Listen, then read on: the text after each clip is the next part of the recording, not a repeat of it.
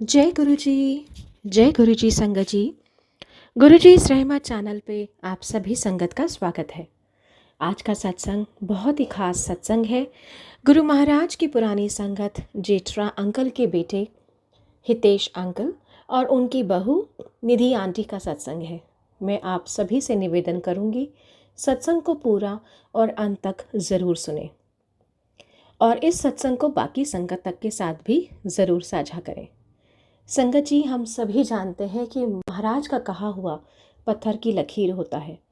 महाराज ने जो भी जब भी कहा वो हमेशा से पूरा हुआ है और सच हुआ है। लेकिन क्यों महाराज का कहा हुआ झूठ निकला?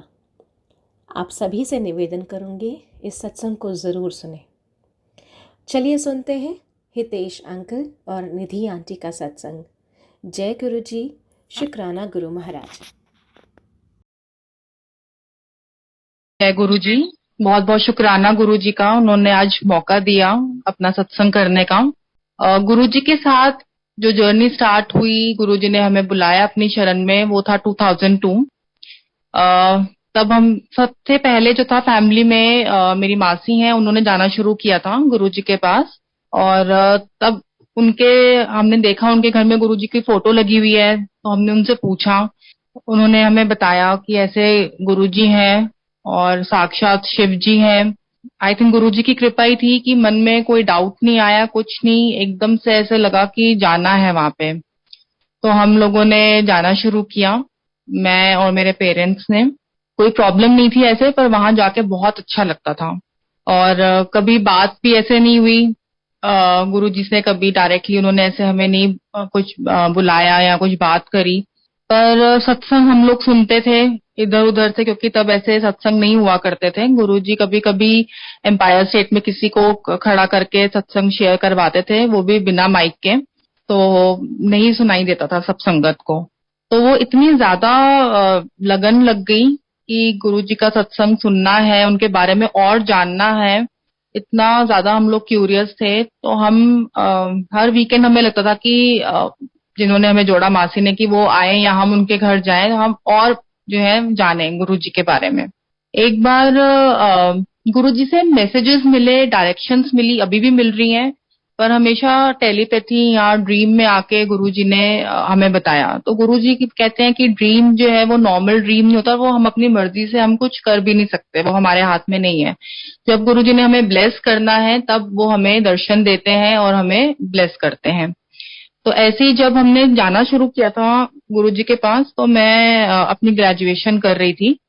उसके बाद क्या मुझे पढ़ाई करनी है वो सब गुरुजी ने मुझे ड्रीम में आके बताया।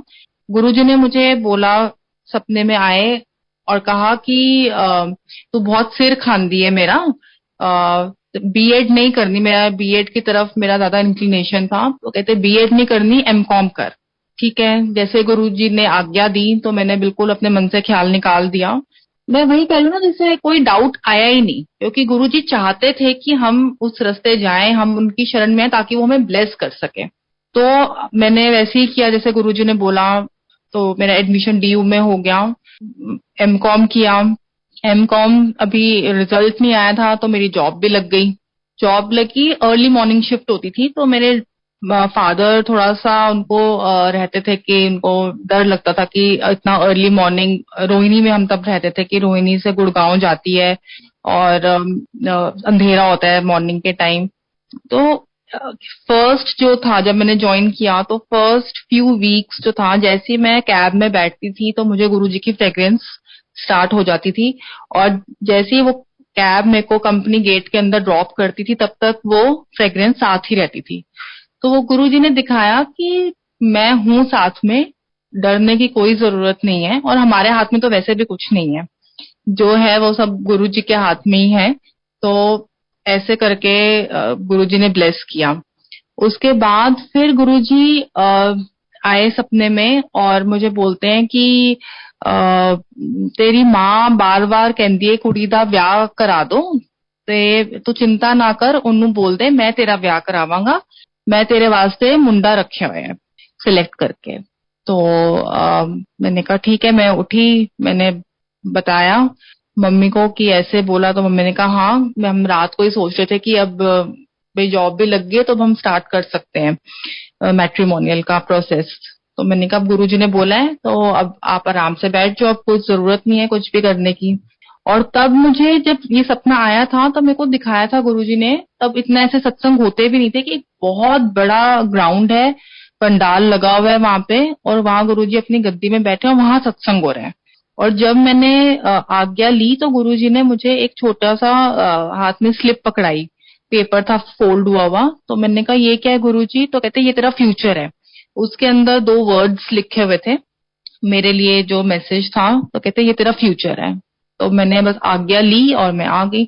उसके बाद फिर ठीक है, जब मैंने ये अपने पेरेंट्स को बताया तो फिर हम लोग बैठ गए आराम से, कुछ उन्होंने एफर्ट नहीं किया, कि जब गुरुजी ने बोला कि खुद ही करेंगे तो ठीक है खुद करेंगे।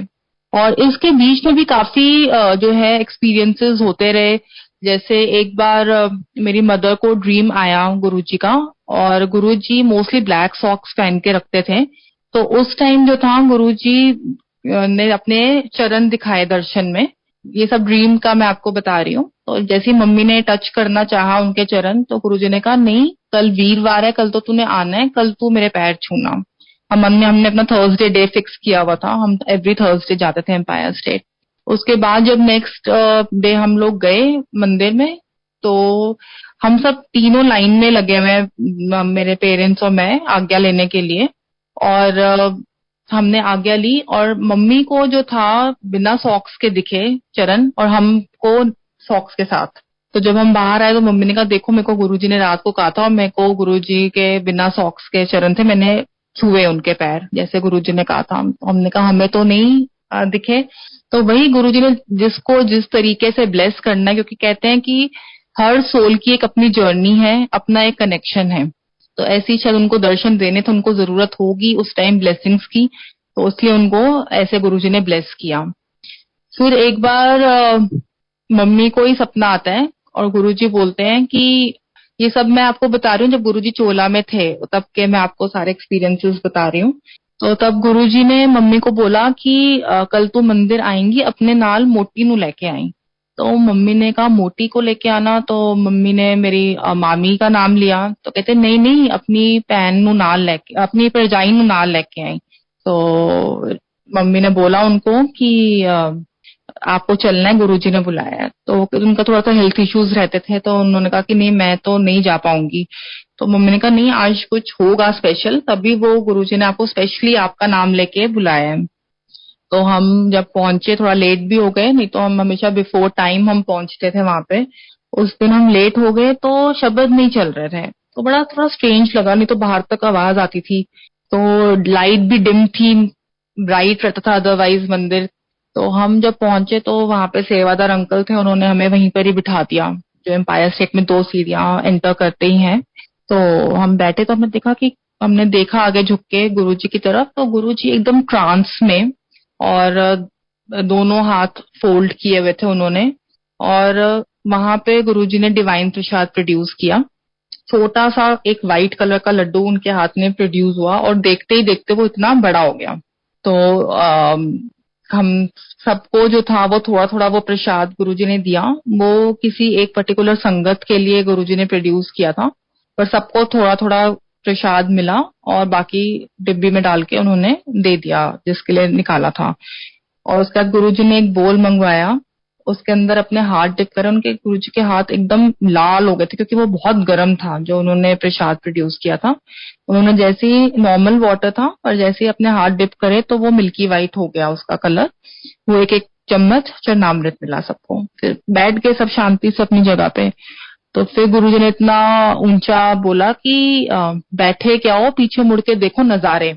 तो जब हमने पीछे मुड़ के फोटोज में देखा तो इतना अमृत गुरुजी की फोटोज में, पर मतलब उनका था कि टच नहीं करना बिल्कुल भी, दूर से ही देखो। इतनी फ्रेग्रेंस, पूरे वैसी फ्रेग्रेंस इतनी आती थी, और ज्यादा फ्रेग्रेंस आ रही, और इतना ज्यादा अमृत निकल रहा था। तो शायद वो डिवाइन प्रसाद प्रोड्यूस करके वो खिलाना था मेरी मामी जी को। उनके हेल्थ इश्यूज बहुत थे, तो इसीलिए घर से गुरुजी ने उनको बुलाया ब्लेस करने के लिए। एक बार मंडे का दिन था, 14 मई 2007। और तब कुछ रेनोवेशन चल रहा था मंदिर में, तो गुरुजी ने आना था। वैसे गुरुजी बहुत रेयरली होता था कि वो संगत के बीच में आते थे, वो मोस्टली लेट नाइट ही बड़े मंदिर जाते थे, तो ऑड आवर्स में, ताकि मतलब भीड़ नहीं होती थी उस टाइम पे। वो कुछ होगा गुरुजी का अपना कुछ होगा रीजन। तो तब 14 मई को इंस्ट्रक्शंस थी कि 6 बजे जो है वो मंदिर खाली करना है, और क्योंकि गुरुजी ने आना था।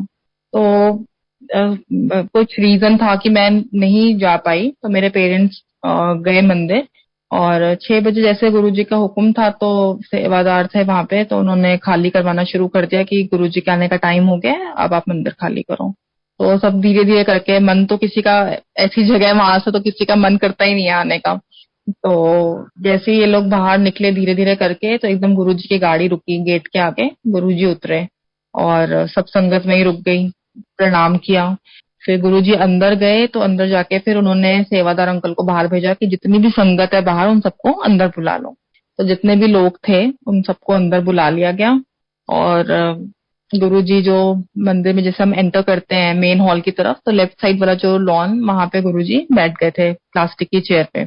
और सब संगत वहां बैठ गई। तो एक अंकल ने बोला कि मेरे को 1 साल हो गया आते हुए, आज तक कभी मेरी बात नहीं हुई है गुरुजी से। तो वो अंकल मेरे फादर की तरफ इशारा करके बोलते हैं कि आपको तो 1 साल हुआ है, ये देखो भाटिया अंकल, इनको 5 साल हो गए आते हुए, और इनकी कभी बात नहीं हुई गुरुजी से, इन्होंने तो कभी ऐसे कोई कंप्लेंट नहीं करी, तो वे तो आते हैं। तो बस इतना कहने की देर थी, तो गुरुजी ने मैसेज भिजवाया कि भाटिया अंकल को बुला के लाओ। वो फर्स्ट टाइम था जब गुरुजी ने बुलाया था हमें बात करने के लिए, नहीं तो आज तक कभी ऐसे डायरेक्ट बात नहीं हुई थी। और हाँ, कोई ब्लेसिंग्स में पर कोई कमी भी नहीं थी। तो बात करी, कहाँ रहते हो, फिर थोड़ी देर में मम्मी को भी बुला लिया। खुद ही गुरुजी जवाब दे रहे थे, क्योंकि गुरुजी के आगे तो हम नाम भी भूल जाते थे अपना, उनका जो ऑरा और वो होता था। तो गुरुजी थोड़ा कंफर्टेबल फील कराने के लिए खुद ही जवाब दे रहे थे, खुद ही क्वेश्चन कर रहे थे। और वो ये भी बता रहे थे कि मुझे पता है सब चीजें, तो तुम ये मत सोचो कि अगर बात नहीं हुई है तो मुझे मालूम नहीं है तुम लोगों के बारे में, मुझे सब कुछ पता है। फिर मेरी बड़ी सिस्टर के बारे में पूछा, कहाँ रहती है, इन लॉज के बारे में, वो गुरुजी ब्लेस करते जा रहे थे पूछ पूछ के। फिर मेरे बारे में पूछा कि छोटी बेटी कहाँ पे है, तो उन्होंने बोला मम्मी पापा ने कि नहीं वो आज नहीं आ पाई है। तो कहते हैं अच्छा, कहाँ काम करती है, तो उन्होंने कहा कि जनपैक्ट में। तो गुरुजी हंसते हुए बोले अच्छा जनपथ, सोनिया गांधी को काम कर दी है, और बहुत जोर से हंसे उसके बाद। फिर पापा को बोलते हैं कि क्या काम की कम कर दे हो तुसी। तो फिर पापा ने कहा कि मैंने तो गुरुजी वीआरएस ले ली है। कौन सी कंपनी से, तो पापा ने बताया कि यहाँ से। तो कहते ले कमले हुए पे ने सारे, एक मैं वेला सी ते हुन एक तू वेला आ गया। तो ऐसे गुरुजी बीच बीच में थोड़ा थोड़ा सा जो थोड़ा करते थे कि थोड़ा लाइट करने के लिए, कि हम इतने स्ट्रेस में ना आए कि गुरुजी हमसे सवाल कर रहे हैं। उसके बाद फिर संगत में से ही उन्होंने मेरे फादर इन लॉ जेठरा अंकल को बुलाया, और मेरे पापा को बोलते हैं कि ए देख ए जेठरा वे, एनू मैं 3 बार न्यू लाइफ देती है। तो पापा ने कहा हाँ जी गुरुजी पता है। तो फिर उनको बोला जेठरा अंकल को कि भाटिया अंकल ने बड़ा चंगा परिवार है। तब गुरुजी के मुंह से ऐसे वर्ड्स, तो पता नहीं हम इस लायक भी हैं या नहीं है कि गुरुजी ने इतना बड़ी चीज हमारे लिए बोली कि चंगा परिवार है। फिर कहते हैं कि चल तेरा मुंडा ते तेरी कुड़ी आपस में ब्याह कर लो। तो ऐसे गुरुजी ने जो प्रॉमिस किया था कि मैं शादी करवाऊंगा, मैंने लड़का रखा हुआ है तुम्हारे लिए संभाल के, तो वो 14 मई को गुरुजी ने बड़े मंदिर में, जिसको हम शिव लोक हेवन है बिल्कुल, वहां पे गुरुजी स्पेशली आए और उन्होंने शादी फिक्स करी। उस टाइम ना मैं थी वहां पे और ना मेरे हस्बैंड उस टाइम वहां पे थे। तो हम लोगों को घर पे फोन आया कि ऐसे गुरुजी ने शादी फिक्स कर दी है। हम बाय फेस जानते थे क्योंकि बहुत कम संगत होती थी, तो बाय फेस हम जानते थे, पर कभी ऐसे बात नहीं हुई थी। उसके बाद फिर गुरुजी ने जो लास्ट संडे था जुलाई का, सॉरी मई का, तब गुरुजी ने बुलाया दोनों फैमिलीज को, एम्पायर स्टेट बुलाया। और वहां पे जब आज्ञा ले रहे थे, तो गुरुजी ने अपने हाथों से लड्डू प्रसाद बांटा। साथ में एक आंटी खड़ी थी, तो गुरुजी ने बोला कि देख इन्ना दा ब्याह ते मैं करा देता है, आज तो मैंने लड्डू भी बांट दिए इनकी शादी के, अब ये आपस में अपनी फॉर्मेलिटीज करते रहे। तो गुरुजी ने पहले ही हमारी शादी, मतलब उनकी तरफ से तो शादी हो ही गई थी, और पूरा गुरुजी ने फिर चोला छोड़ दिया 31st को। पर उसके बाद गुरुजी ने पूरा गाइड किया, जैसे जैसे उन्होंने इंस्ट्रक्शंस हमें दी थी हमने वही फॉलो करी, कि बहुत ज्यादा इलैबोरेट नहीं करना है, शादी का फंक्शन छोटा करना है, कितने लोग बुलाने हैं, मतलब सब कुछ गुरुजी ने एक एक चीज बताई हमें। और 29 जुलाई की डेट बताई, तो तब हमारी शादी हुई। उसके बाद फिर हम लोग जो था, गुरुजी ने हमें बैंगलोर भेज दिया। हमारा जॉब का कुछ हुआ, बहुत ही रिलक्टेंटली बहुत कोशिश करी हमने कि हम ना जाएं। उसके लिए मेरे हस्बैंड ने काफी ज्यादा पैकेज बताया, पर उन्होंने वो भी एक्सेप्ट कर लिया, क्योंकि गुरुजी चाहते थे कि हम जाएं वहां पे। क्या रीजन था गुरुजी का, वो गुरुजी ही जाने। तो हम लोग पहुंच गए वहां पे। उसके बाद गुरुजी का बर्थडे आया 7 जुलाई, तो हमें बड़ा फील हो रहा था कि मंदिर भी नहीं है, हम इतनी दूर चले गए, मंदिर से हम दूर हो गए गुरुजी से, हमें ऐसा फीलिंग आ रही थी।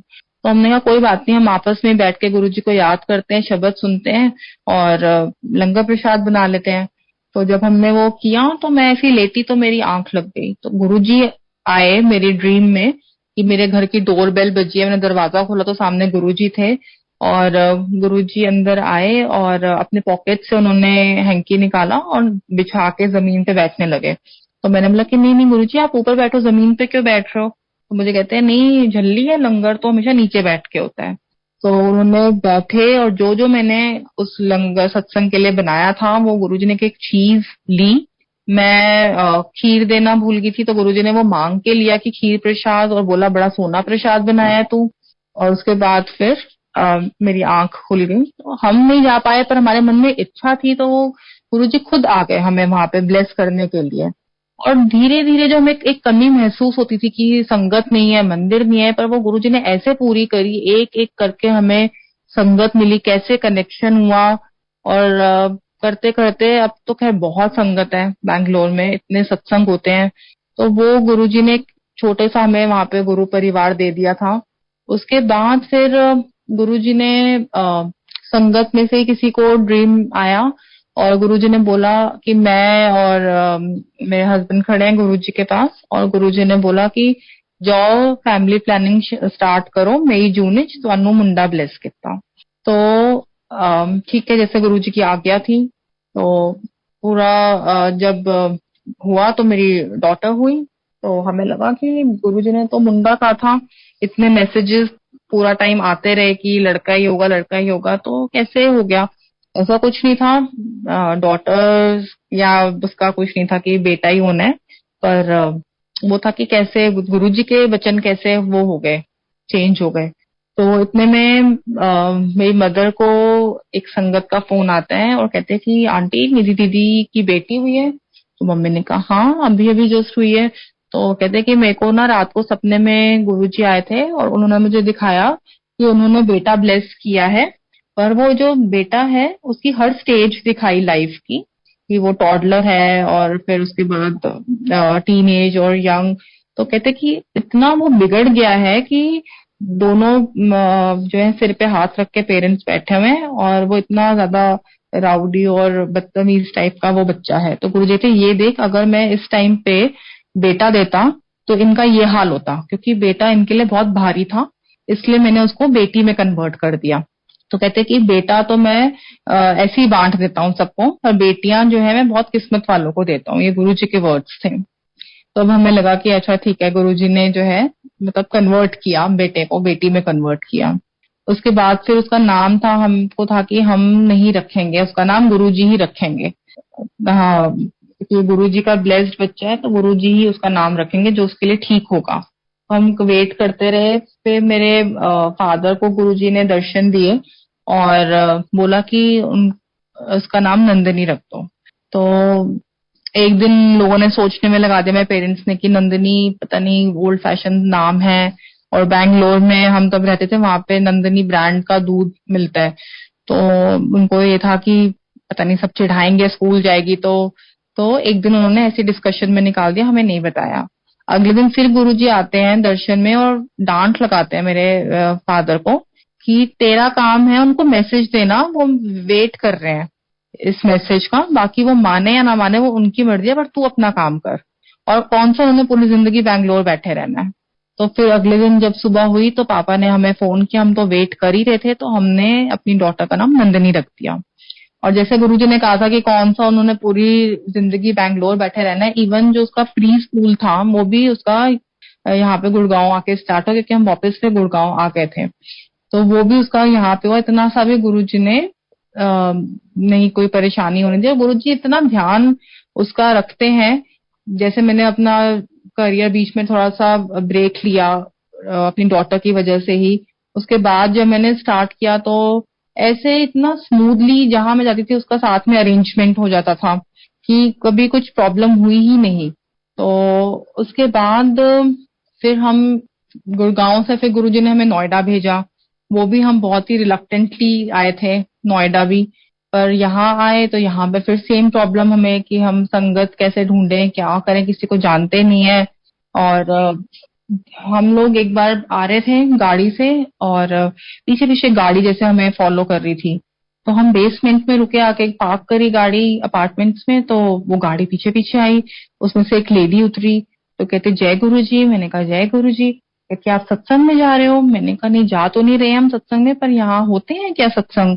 तो कहती हाँ, आज यहाँ पे ना जी टावर में सत्संग है, तो हम वहीं जा रहे हैं, तो आप बता दो कहाँ पे है। कहते हम तो आपके पीछे स्टिकर था गुरुजी का, तो हम वो फॉलो करते हुए आपके पीछे पीछे आ गए कि भाई आप हमें गाइड कर दोगे। तो हमें फिर पता चला कि अच्छा यहाँ पे संगत रहती है। फिर मॉर्निंग में हमने उनको कांटेक्ट किया। तो ऐसे गुरुजी ने एक एक करके इतनी संगत जो मतलब वहां पे जुड़ गई।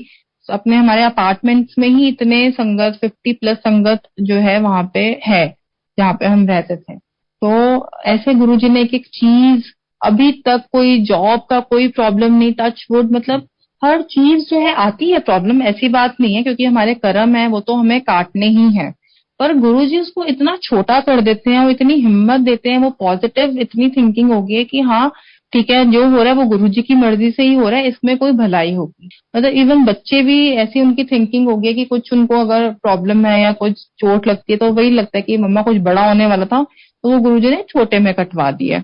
और मेरे को तो ये लगता है कि हर चीज का जो है वो एक टाइम होता है, और उस टाइम से राइट टाइम पे वो आपको चीज अपने आप मिल जाएगी। और जितना आप किसी चीज के पीछे भागते हो उतनी वो चीज आपसे जो है वो दूर होती है, उतनी देर से वो चीज मिलेगी। पर अगर आप फुल सरेंडर करके गुरुजी आगे सरेंडर करके और आप ये बोलो कि गुरुजी अगर ठीक है तो आप हमें दे दो वो चीज, अगर ठीक नहीं है तो प्लीज आप मत देना। अपने दिल में ये नहीं रखना कि हाँ ये तो हमें मिला नहीं, हमें तो ये चाहिए था। हमें पता ही नहीं कि वो चीज जिसके लिए हम इतना भाग रहे हैं वो हमारे लिए अच्छी है भी या नहीं है। तो वो गुरु जी को पता है कि वो क्या चीज हमारे लिए अच्छी है, क्या चीज हमारे लिए अच्छी नहीं है, और टाइम से वो मिल जाएगी। अगर वो नहीं मिल रही है तो उसके पीछे आप भागो मत, मतलब वो गुरु जी चाहते हैं वो चीज अच्छी नहीं है आपके लिए। तो मेरा बस यही है सबसे कि गुरु जी में आप पूरा फेथ रखो। और गुरुजी का तो बहुत सिंपल होता था। गुरुजी कहते थे कि चलते फिरते पाठ करो, बैठ के मत करो क्योंकि उससे अहम आ जाता है। ये गुरुजी के वर्ड्स थे। तो ओम नमः शिवाय गुरुजी का मंत्र है। कोई गुरुजी ने रिस्ट्रिक्शंस नहीं रखी, कुछ नहीं। पर हाँ, आपका अपने आप ही जब आप आते रहोगे, शब्द सुनोगे, वो इंटरनली हम अपने आप चेंज होते हैं। क्योंकि अगर हम किसी को फोर्सफुली कुछ बोलें कि ये नहीं खाना या ये नहीं करो, तो वो जो है एक दिल में आता है कि यहाँ पे तो इतनी रिस्ट्रिक्शन है, हमें जाना ही नहीं है यहाँ पे। तो गुरुजी ने कभी ये काम नहीं किया। तो पर अंदर से ही अपने आप इतना ज्यादा चेंजेस आ जाते हैं कि हमें लगता है कि अरे हम कब चेंज हो गए, हम ऐसे थे पहले। तो गुरुजी की कृपा से हम इतना ज्यादा हमारे अंदर चेंज आ गया है। तो मैं यहीं पर ही अपना सत्संग समाप्त करती हूँ और मैं अपने अंकल को, हितेश अंकल को मैं फोन देती हूँ। बाकी का वो अपनी जर्नी सुनाएंगे गुरुजी के साथ। जय गुरुजी। जय गुरुजी। मेरी जर्नी थोड़ी इनिशियली तो स्टार्ट हुई थी 98, 99 में। मेरे ब्रदर को कैंसर हुआ था और तब हमें मम्मी की फ्रेंड थी, उन्होंने गुरुजी के बारे में बताया था। तो वो तो आई एम श्योर आप लोगों ने पापा का, ज्योतिरा अंकल का सुना ही होगा। सत्संग तो सारा पापा सुनाते हैं, मैं इसलिए बहुत ब्रीफ में सुना रहा हूँ। तब 98, 99 में आया, मैं भी गुरुजी के पास आया था। मैं कॉलेज में था, तो जब दिल्ली आया तो फिर मैं भी आया था गुरुजी के पास 2-3 बार। पर मेरे को पता नहीं, दिमाग की बत्ती नहीं जली। तो मुझे नहीं समझ में आया कुछ, तो नहीं आया, तो मैं एक दो बार आके बस मैं कट ऑफ हो गया था, मैं डिस्कनेक्ट हो गया, मैंने उसके बाद आना बंद कर दिया। 99 से 2004 तक 5 साल क्या था, या मेरे कर्म ऐसे थे कि गुरुजी ने मेरे को नहीं आने दिया, मन मेरा ऐसा चेंज कर दिया था, तो मैं नहीं आया 5 साल। इस बीच भी लेकिन कोई मेरे को मिलता था, मेरे को ये पता था कि हाँ गुरुजी में शक्तियां हैं, बहुत शक्तियां हैं, और कोई भी मेरे को मिलता था जिसको कोई प्रॉब्लम होती थी तो मैं उनको बता देता था, भाई ऐसे एड्रेस दे देता था कि यहाँ पे गुरुजी हैं, भाई आप वहां चले जाओ तो आपको प्रॉब्लम का सोल्यूशन मिल जाएगा, वो आपको ब्लेस कर देंगे, और मैं खुद नहीं आता था। 2004 तक ऐसा रहा। 2004 में पापा बहुत बीमार पड़े थे, उनको सीवियर हार्ट अटैक आया था, और एम्स में तो ही वॉज डिक्लेयर डेड, जहां से गुरुजी ने उनको रिवाइव किया था। सो उसके बाद भी काफी बहुत कॉम्प्लिकेशंस रही, 3 हफ्ते तक तो वो आईसीसीयू में रहे थे, एंड इंटरनल ब्लीडिंग्स वगैरह, मल्टीपल सर्जरीज, मतलब बाईपास के बाद भी तीन सर्जरीज और उनकी हुई थी, तो काफी मतलब वो डिफिकल्ट टाइम था वो। तो उस वक्त ये था कि मैं ऐसे मन में मैंने गुरुजी से अरदास की थी कि भाई गुरुजी, मैं तो आपको देखो नहीं मानता, पर पापा मम्मी तो मानते हैं ना आपको, तो अगर आपने पापा को ठीक कर दिया तो मैं आपका शुक्राना करने जरूर आऊंगा। तो उसके बाद फिर धीरे धीरे करके पापा कर गए थे रिकवर। जब वो कर गए रिकवर तो फिर मैंने कहा भाई ठीक है चलो, बोला है तो एक बार चलते हैं गुरुजी के पास। सो अक्टूबर 2004 में मैं आया, मैंने गुरुजी का शुक्राना करने में आया। जब मैं आया, गुरुजी ने इतनी इतनी, वो साइड बोर्ड पे बैठे हुए थे, इतनी प्यारी स्माइल दी थी, इतने प्यार से गुरुजी ने देखा था, और इतना मुझे अच्छा लगा, मतलब शायद गुरुजी को तरस आ गया, और कैसे उन्होंने मन बदला कि बस मेरे को लगा कि भाई यही यही जगह है, I have found home and this is the place for me. और तब से there was no looking back, तब से बस गुरुजी की शरण में आया, गुरुजी को भगवान माना तो बस माना, उसके बाद से नो लुकिंग बैक था। फिर जैसे गुरुजी के पास मैं बैठा हुआ था, एक बार की बात है, मैं 2-3 महीने हुए थे भी आए हुए, तो मैं जैसे बैठा हुआ था तो मैं ये देख रहा था कि सिंगला अंकल गुरुजी के पास खड़े थे, साइड बोर्ड पे बैठे हुए थे गुरुजी, और सिंगला अंकल साथ में खड़े थे, बातें कर रहे थे। हम तो थोड़ा दूर बैठे हुए थे, तो बस दिख रहा था, सुनाई तो कुछ दे नहीं रहा था, केवल दिख रहे थे ऐसे। तो बड़ा मैं सोच रहा था, मैंने कहा क्या इनकी किस्मत है, कितनी इन्होंने कमाइयां की होंगी, तब जाके इनको मतलब ऐसी सेवा मिली और इतना पास बैठने का मौका मिल रहा है।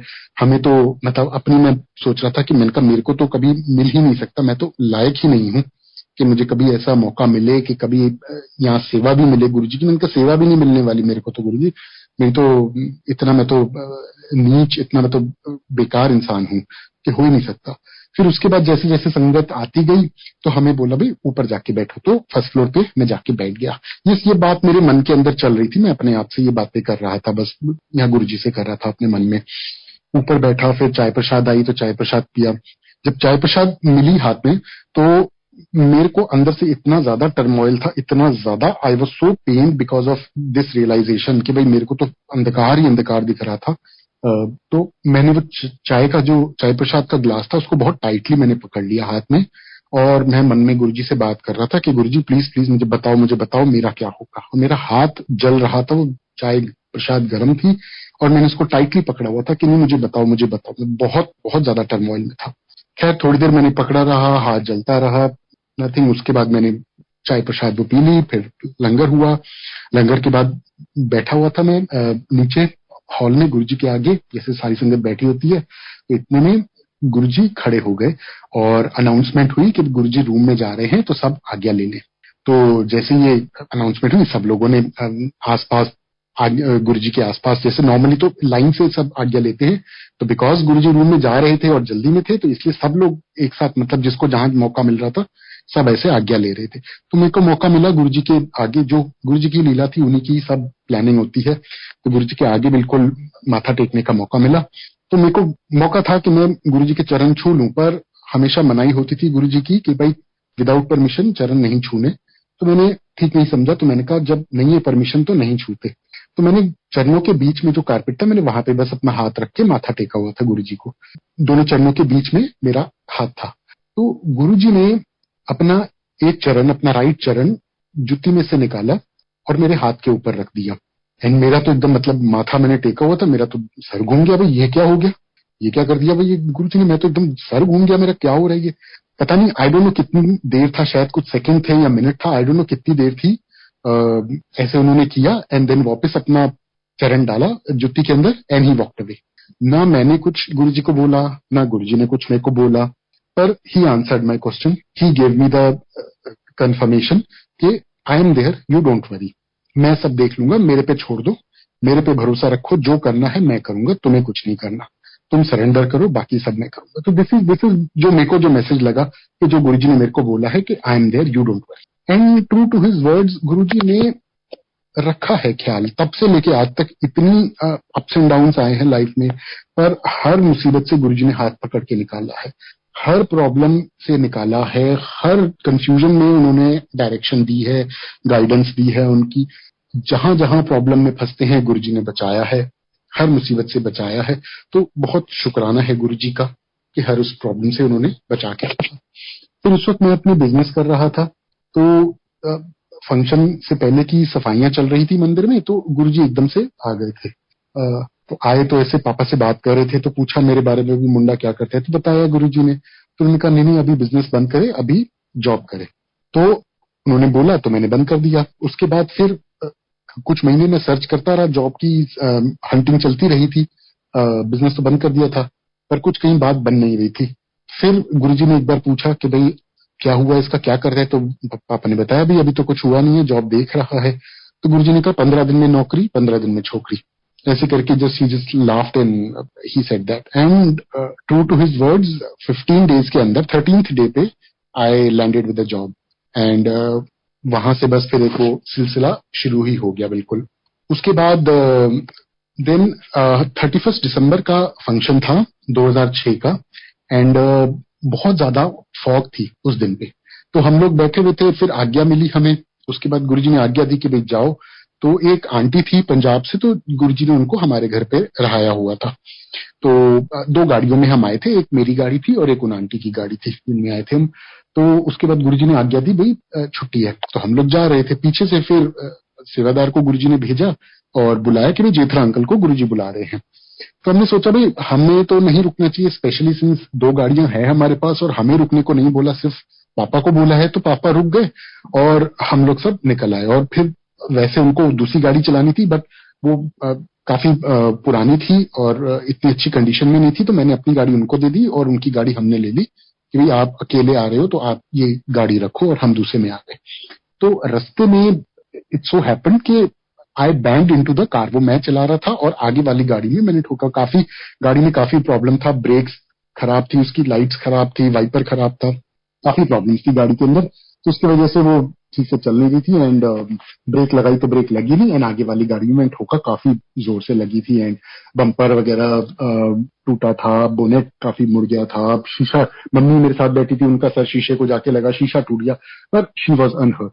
तो हम सबको गुरुजी ने बचा लिया। एक्सीडेंट तो काफी भयंकर हुआ, बट ऑल ऑफ अस को कुछ नहीं हुआ, जो हुआ वो गाड़ी को हुआ। जाए ठीक है। उसके बाद गाड़ी भी चल गई लकीली, तो हम चला के उसको वापस घर भी ले आए धीरे धीरे करके। थोड़ी देर में पापा भी आ गए।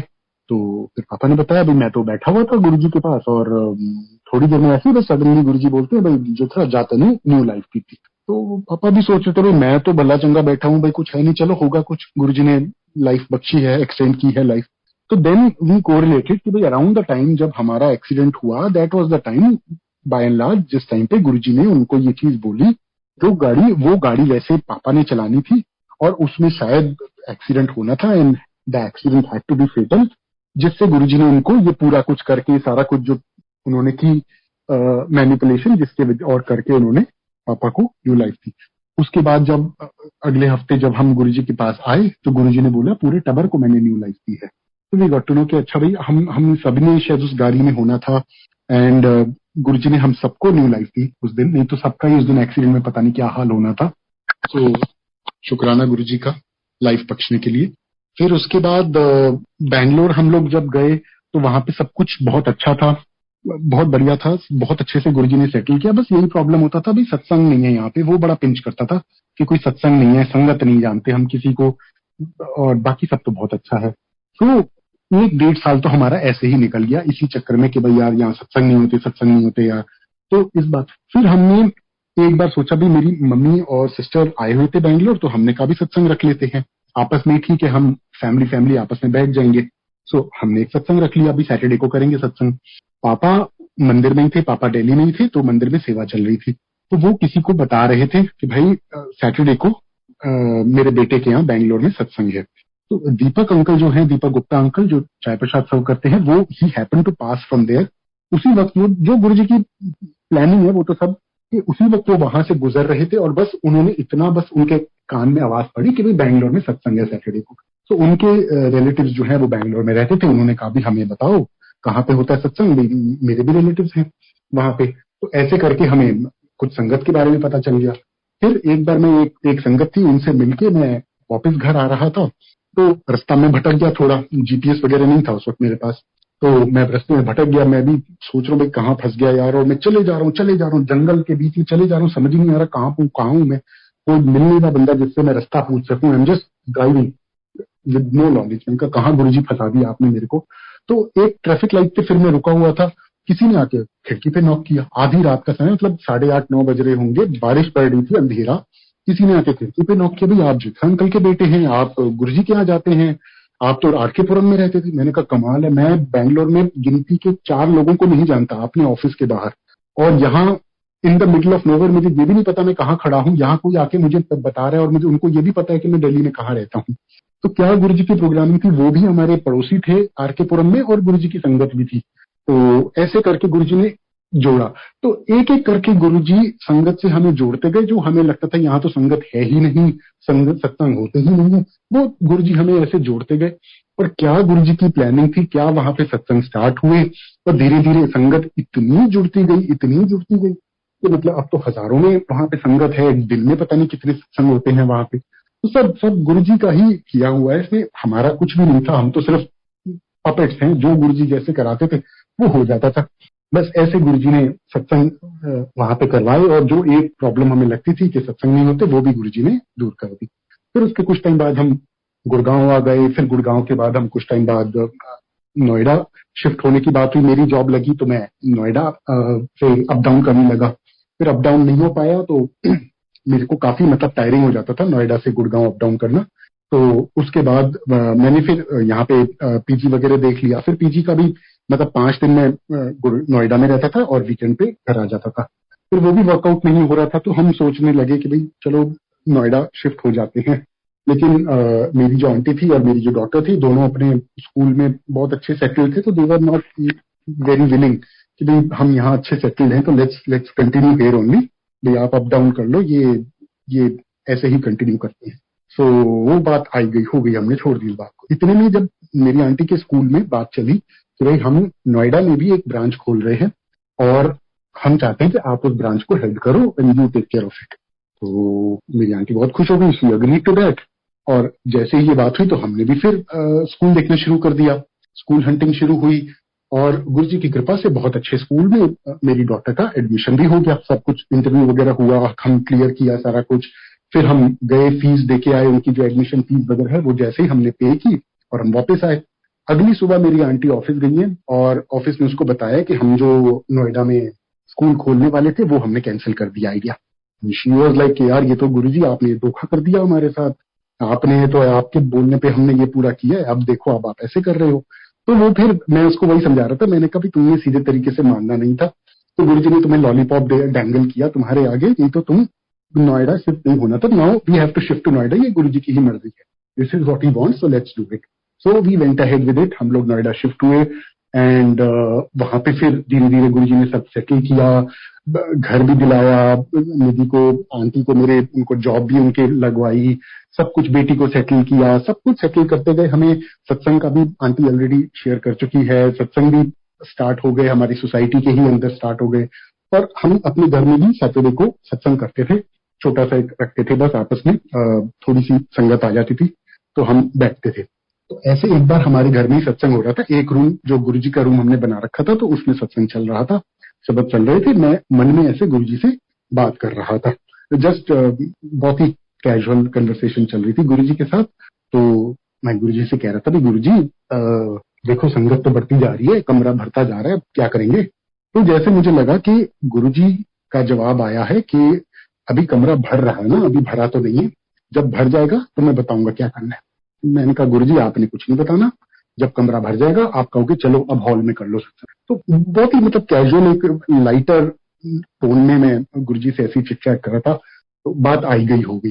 फिर उसके कुछ टाइम बाद सत्संग ऐसे ही चलते रहे और एक बार फिर ऐसे ही सत्संग हुआ, सत्संग खत्म हुआ तो एक फैमिली जैसे थी वो रुक जाती थी, वो सारा कुछ फिर लास्ट में टाइडी अप करवा के फिर लास्ट में जाती थी। तो उन्होंने टाइडी अप वगैरह सारा कुछ कराया, फिर उन्होंने कहा चलो आओ बैठो थोड़ी बातें कर लेते हैं, सत्संग कर लेते हैं। तो वो बैठे हुए थे तो पूछ रहे थे भाई ऐसे, तो वो जो अंकल थे वो कहने लगे कि भाई ऐसी ना एक जगह होनी चाहिए जहाँ पे डेडिकेटेड मतलब गुरुजी का दरबार हो, ताकि कोई भी वहां पे आके बैठ के ध्यान लगा सके, गुरुजी को याद कर सके।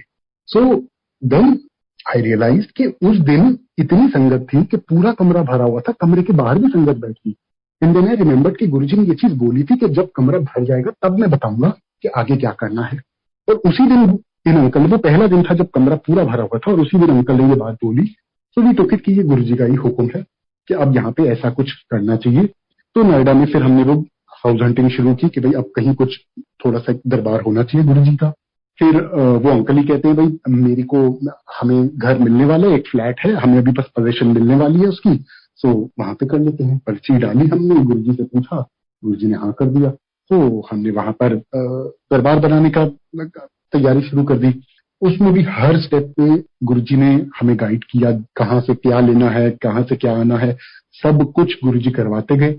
एक जैसे मैं बताता हूँ, गुरुजी के लिए सिंहासन लेना था, तो अब हम गए हंटिंग की, 2-3 जगह गए, कुछ समझ नहीं आ रहा था। फिर एक दुकान में पहुंचे तो उसके मतलब जैसा हमने एम्पायर स्टेट में जैसे गद्दी देखी थी, हमें तो वही था कि भाई ऐसी ही गद्दी गुरुजी के लिए होनी चाहिए, इसी पे गुरुजी बैठते थे, तो वैसी सी समथिंग लाइक दैट हमें चाहिए थी। तो उस जैसी जैसी हमें चाहिए थी वैसी 2 सॉर्ट ऑफ गद्दियां उनके पास थी, 2 सिंहासन ऐसे थे, पर वो रॉ थे, बिल्कुल सिर्फ लकड़ी था, अभी बाकी मतलब बने हुए नहीं थे, इनकम्प्लीट थे। तो एक जो हमें थोड़ा सा बेटर लगा, दोनों में कोई इतने कोई इंप्रेसिव नहीं थे, पर एक हमें लगा थोड़ा बेटर है कंपेयर टू दी अदर। हमने कहा चलो इसको ले लेते हैं, क्योंकि कहीं हमें कुछ मिल नहीं रहा था। हमने कहा चलो इसको फाइनल कर देते हैं, ये बना दो आप। फिर जब हम उसकी डिलीवरी लेने गए तो वी वर शॉक्ड, बिकॉज हमने पहले तो वो रॉ था तो we did not realise this, अब जब वो तैयार होके आई थी तो उसने देखा जहां जैसे गुरुजी का सर होगा उसके पीछे बिल्कुल वो पूरा शेषनाग बना हुआ है।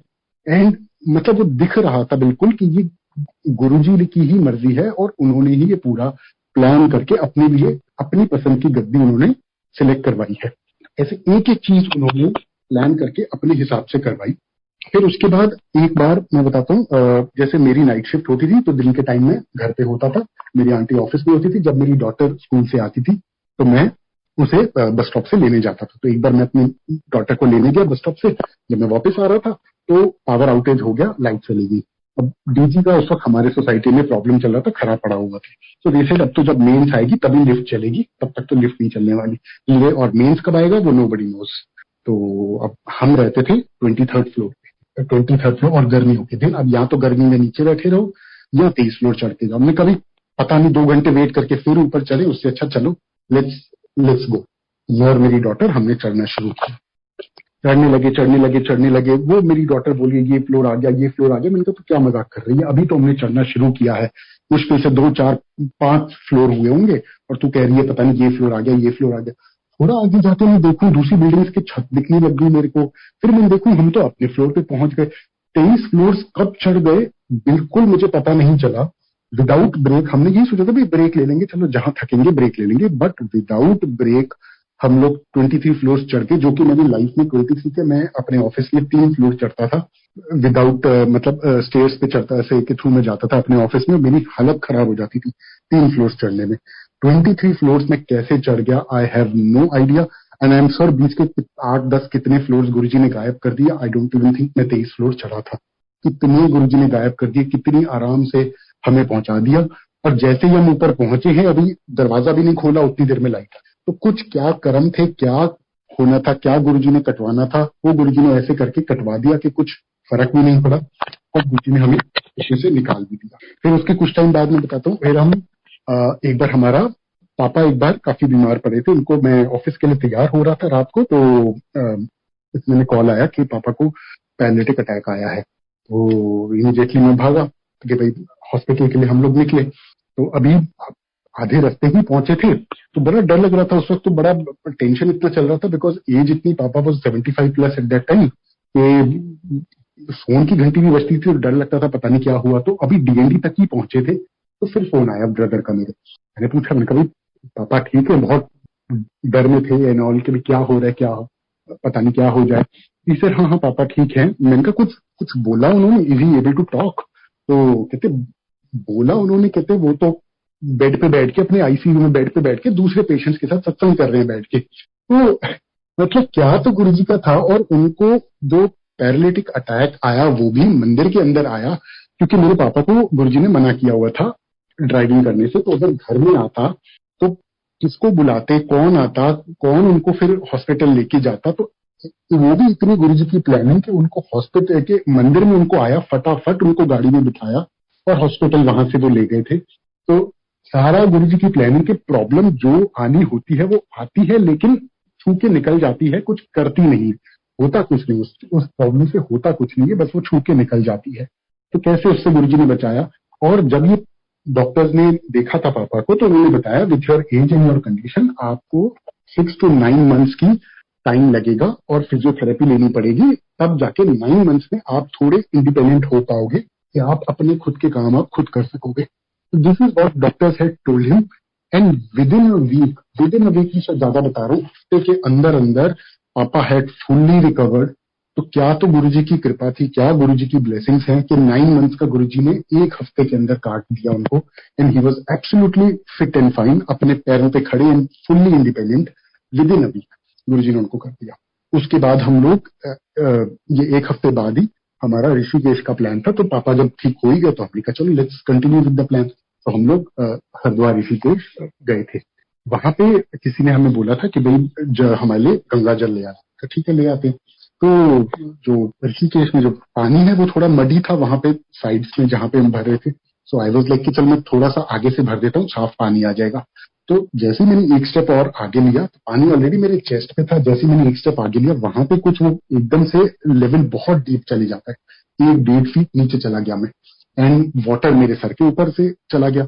And I don't know how to swim. And Ganga का पानी तो क्या फ्लो है वो तो आप जानते ही हैं।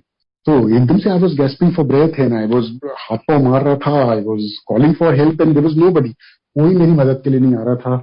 And I was gasping and पानी मेरे अंदर जाने लग गया। I was drowning.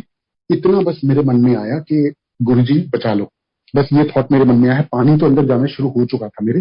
And immediately मेरे को नीचे, पैरों के नीचे आई फेल्ट समथिंग, कुछ पत्थर जैसा कुछ मुझे फील हुआ।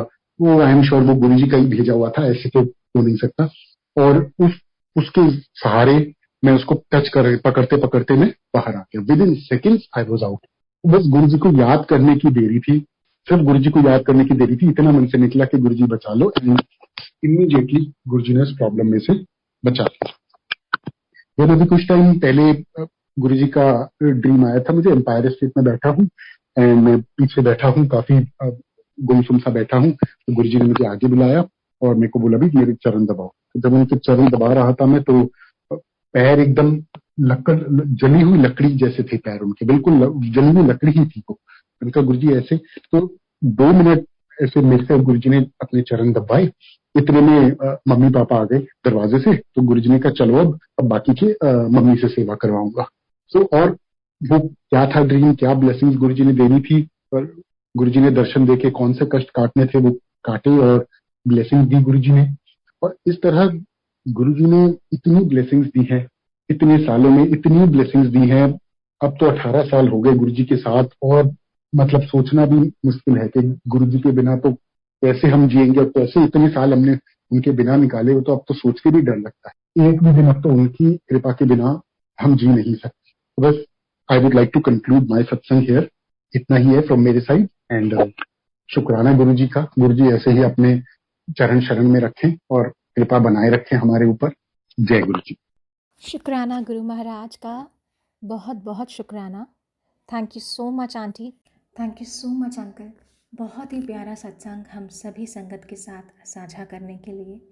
शुक्राना है गुरु महाराज का, जो हर दिन, हर पल, हर क्षण अपनी ना जाने कितनी ही संगतों का कल्याण करते आ रहे हैं। उम्मीद करूँगी कि हमेशा की तरह आज भी संगत को अपनी बहुत सारी उलझनों के, बहुत सारे प्रश्नों के उत्तर ज़रूर मिले होंगे। संगत जी, गुरु महाराज इसी तरह अपनी कृपा दृष्टि हम सभी पर करते रहें, इसी कामना के साथ जय गुरु जी। शुक्राना गुरु महाराज।